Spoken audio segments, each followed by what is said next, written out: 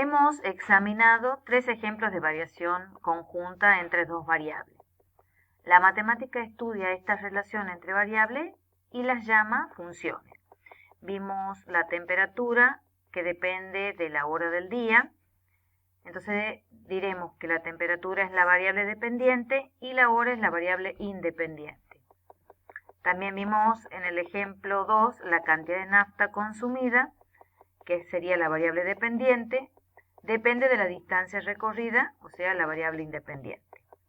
Y la superficie del cuadrado depende de la longitud del lado. Entonces, siempre hay una relación de dependencia entre las dos variables que intervienen en una función. Entonces vamos a decir que función es una relación entre dos conjuntos de elementos que varían, cambian, se modifican y en forma conjunta, y donde se asigna a cada valor de la variable independiente un único valor de la variable dependiente. El concepto general sería, dados dos conjuntos no vacíos, A y B, se llama función de A en B a una correspondencia tal que a cada elemento del conjunto A le asigna un único elemento del conjunto B. Gráficamente lo vemos acá. Vemos que a X la usamos para nombrar a la variable independiente y ahí para la variable dependiente. Y la notación es usual designar con X a cualquier elemento del conjunto de partida e Y a cualquier elemento del conjunto de llegada. Entonces se dice que X es la variable independiente y que Y es la variable dependiente. Y se indica de estas dos maneras. Que la función va de A en B o que Y depende de X. ¿Sí? Esta última notación se lee Y es función de X o Y es imagen de X por medio de F, o sea, por medio de la función. Algo importante. Dijimos que una función es una relación entre dos conjuntos de elementos. Pero algo importante es que no toda relación es función. Recordemos que a cada valor de X, o sea, de la variable independiente, le corresponde un único valor de la variable dependiente. En los siguientes diagramas vamos a identificar cuál relación es función y cuál no. Por ejemplo, el ejemplo A, vemos la relación entre dos conjuntos que está dada mediante este diagrama, que llamamos diagrama de Venn.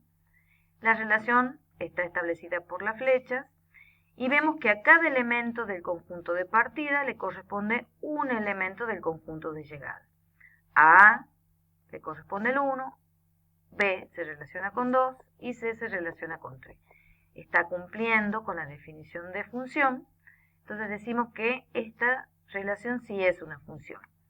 Veamos el ejemplo B. A está relacionado con un único elemento del conjunto de partida, de llegada, perdón.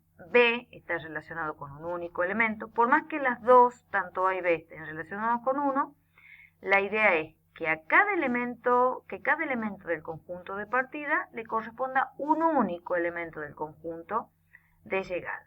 Y esta lo está cumpliendo. C se relaciona con 2, o sea que esta también es función. Veamos el ejemplo C. A se relaciona con 1 y se relaciona con el elemento 2. En este caso, no está cumpliendo con la definición, ya que decíamos que a cada elemento del conjunto de partida se tiene que relacionar con un único elemento del conjunto de llegada. Y acá A se está relacionando con 2 elementos. O sea, esta es una relación, pero no es función. No cumple con la definición de función. Y en el último, en el ejemplo D, vemos que cada elemento del conjunto de partida se relaciona con un elemento del conjunto de llegada. A con 1, B con 2 y C con 2. O sea, de estos, del conjunto, de cada elemento sale una sola flecha cuando hay función. Fíjense, de A sale una flecha, de B sale una flecha, de C sale una flecha. No pasa lo mismo en el ejemplo C, donde de A salen dos flechas, por lo que acá esta relación no cumple con la definición de función.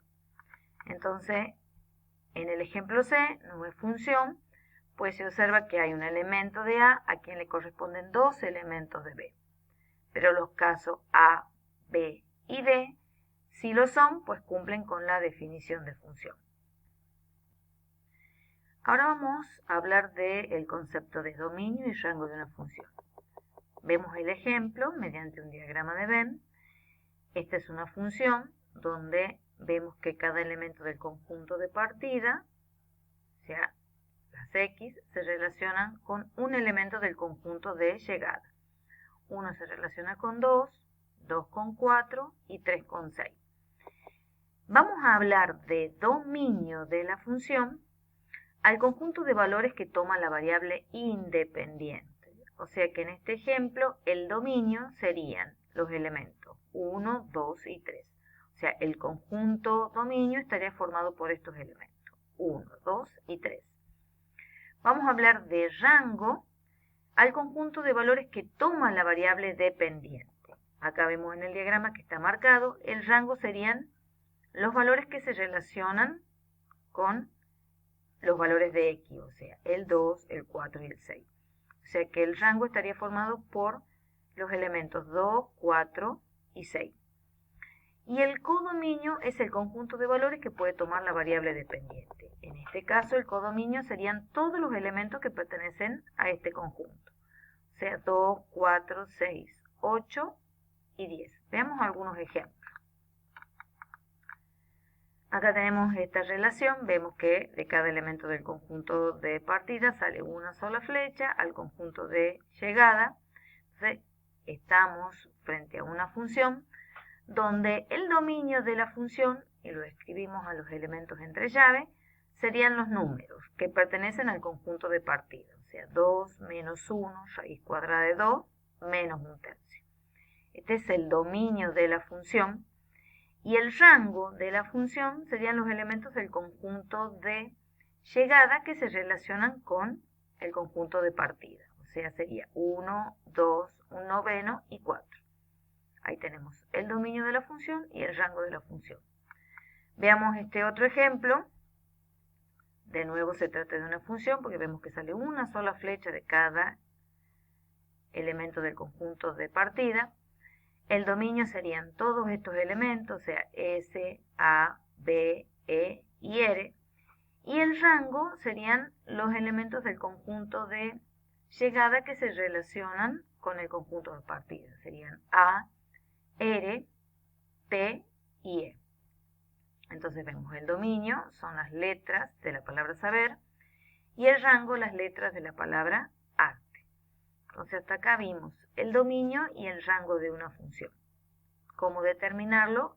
Si tenemos, como en este caso, los diagramas de Venn, podemos determinar cuál es el dominio y cuál es el rango de una función. Y por último, en esta clase vamos a ver cómo se representa una función.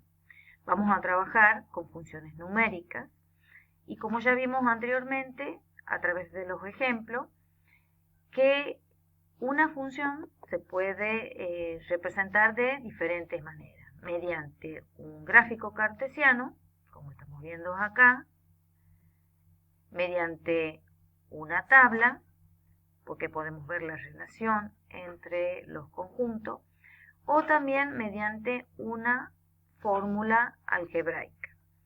Entonces, una función se puede representar mediante un gráfico cartesiano, mediante una tabla o mediante una fórmula.